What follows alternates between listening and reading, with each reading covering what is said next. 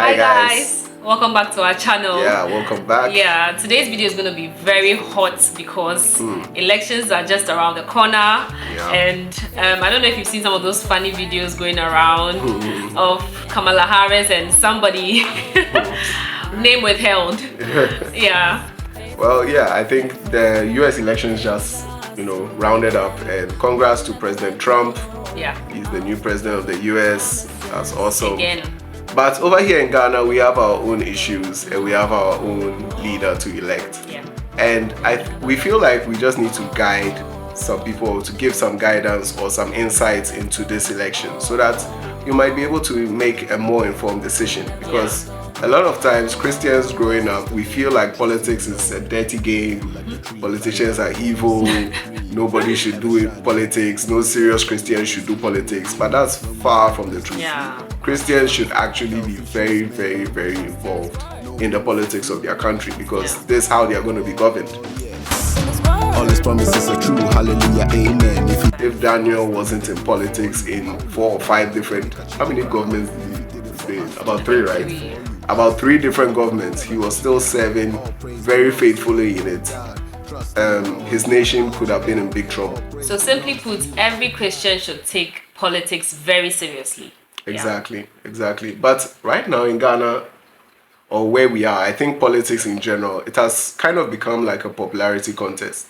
It's like whoever is most popular, whoever has the most catchy song, is kind of the favorite in the eyes of a lot of people, which I feel like needs to be looked at very, very well. Because, I mean, there are different categories of voters. There are some who vote for a party no matter what. Even if they put a goat as their presidential candidate, they will vote for that person. I mean, those people, you can't do much about that. Yeah. There are also people who are kind of on the fence. It's like, Charlie, I don't owe these people anything. So whoever seems right, whoever is saying something that I like, that's the way I'm going to go. If you're that kind of person, then this video might be interesting to you. So I think Ghanaians are very tribalistic when it comes to elections or voting. It's true. Yes, because when I was little, my daddy used to vote for a certain party, my mom and my dad. And I feel growing up, I think I voted 3 times already. But growing up, I felt that I owed it to my parents to vote for the party they voted for, right? And I think it cuts across. A lot of Ghanaians have that mindset, but we need to begin to see things differently, because if the person you started voting for is changing or becoming something else, you should really advise yourself, because people change. And if people change, then the parties can even change, because these are different political personalities, running everything. So the person you voted for 4 years ago may not be the same person voting now, and you should be able to go by your values, what you believe in, what you hold on to. Exactly. As an individual, and especially as a Christian. Okay. Exactly. I want us to look at a few stats from the 2020 elections, just to give you an idea. I was looking for information on this year's election, but I wasn't finding much. Typical Ghana. But from the 2020 elections, I'll put it on the screen, but you can see that a majority of the people who are voting, or new voters, are like 15%. That's people between the ages of 18 to 21. So a lot of new voters are registered, and the youth, I mean, if you add up from 18 to like 35, that's close to 70% of the people who are voting are young people, are youth. They are categorized as youth. Maybe the 45 people can even add. So yeah, it's even more, like there are a lot of young people voting, basically. And I feel like the young people, the youth carry the majority, basically. So who the youth decide to make president, that person becomes the president. Exactly. Over the years, it's like we've always been electing older and older people to become presidents, which I think there's a bit of a problem. Yeah, it doesn't really correlate with the kind of people that are voting. And I think it's just a Ghanaian thing. Ghanaian youth are made to feel like you are not ready to lead.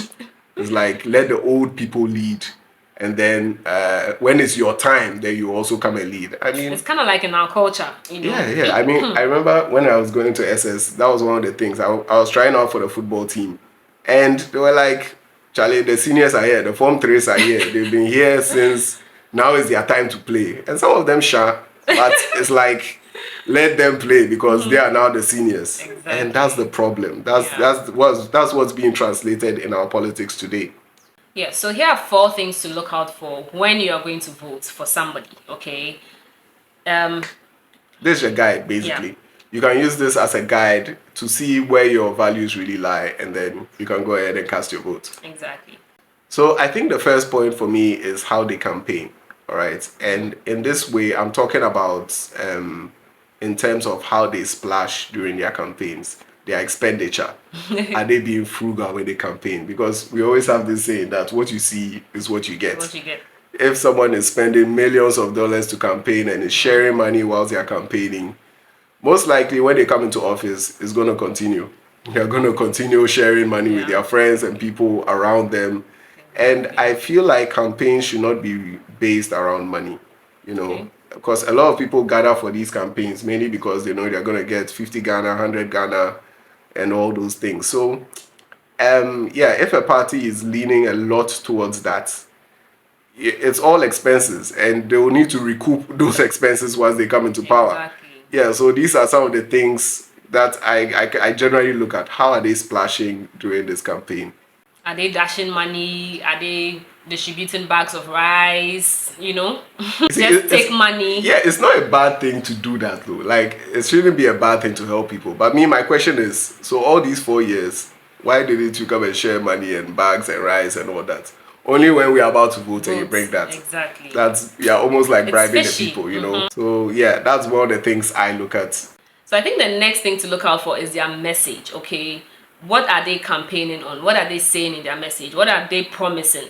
Are they being outrageous? Are they exaggerating and giving promises they may never be able to attain? You need to look out for that, okay? Don't just say this party is the party my mom I was giving birth into this party and therefore even if they are saying nonsense, I'll just vote for them anyhow. It doesn't make sense, and you're going to be putting the country into trouble if you don't make the right decisions when it comes to voting. Yeah. So look out for what they are saying. Exactly. Yeah. What are they saying? What are their policies? And always ask their how. How are you going to do it? Exactly. Because a lot of time they'll say big things, but how are they going to do it? They don't answer those questions because they know, or when they get there, they'll now think about it. You know. So find out the how. Don't just go with big promises. Hey, we're going to do this. We're going to do that. Then everyone is just jumping. Those things don't excite me. I'm looking at how are we going to do this? Yeah, you know, Africans, have a plan. we really need to, I don't know, how is Africa ever going to evolve if you are doing this tribalistic thing? We're just sticking to, some party because the party is, I don't know, we have to really just think outside the box and to accept new ideas, especially when it's, it's coming from young people. Another thing to look out for is how do the followers behave? Jesus always said that you know my followers by their love. It's by your love that people will know that you are my disciples. Yeah. So how do the disciples of a political party behave? Are they arrogant? Are they violent? Are they, there are different kinds of behaviors and different kinds of people because of what they have been promised. So how do the followers behave? Are they clueless? Look at some of these things. How are the followers behaving? Because it's a good indication of what is being communicated to them. And I think this last point is mainly for Christians. Are the people pro-Jesus?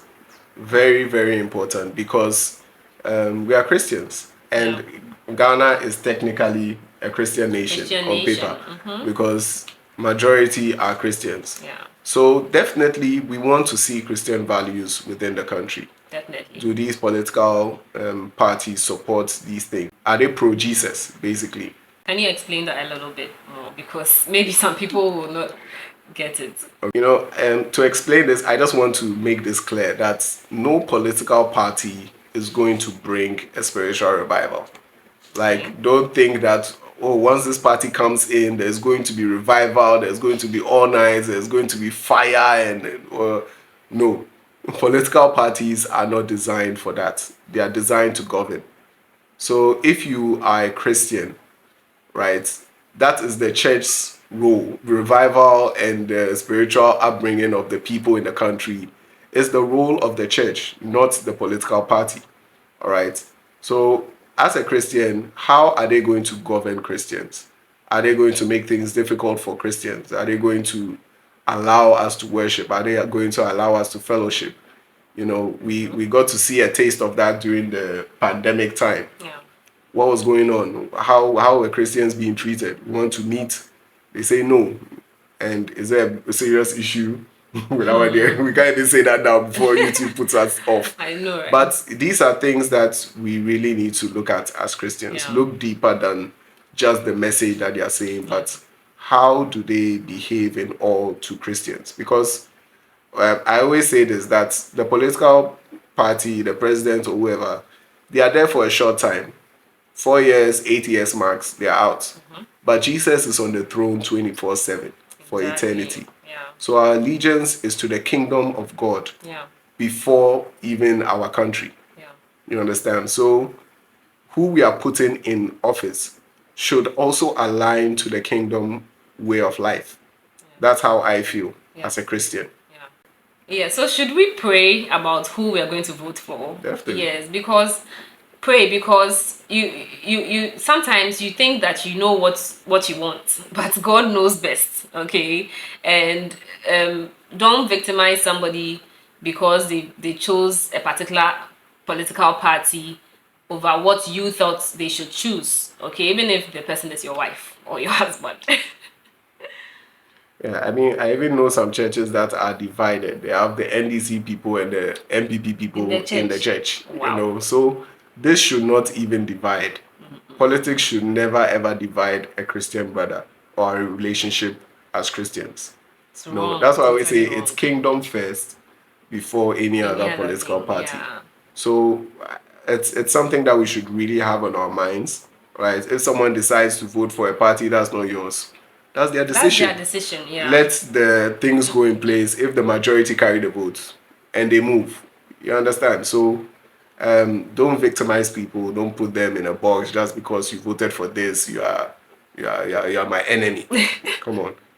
Yeah, but young people, I mean, that's probably the last thing I want to say, that young people, please begin to know that you can lead. You can lead in your own small way. You don't have to wait for old men to do stuff in your country. You can lead in your own small way, and you should support other young people doing stuff, big things in your country. Okay, because the future is ours. We are not waiting for our parents to create our future for us, especially when we are at a point where, you know, we can do something. Let's do it. Arise, Ghana youth, for your country. Yeah. The nation demands. The nation demands your devotion. So are we going to sing those? Let us all unite to uphold her and make her name great and strong. All right. God Yes. bless you all. Make sure you go out to vote Yeah. and let us know in the comments below what you think. Yeah. And we'll see you in the next video. Don't sit at home. Go and vote. Yeah.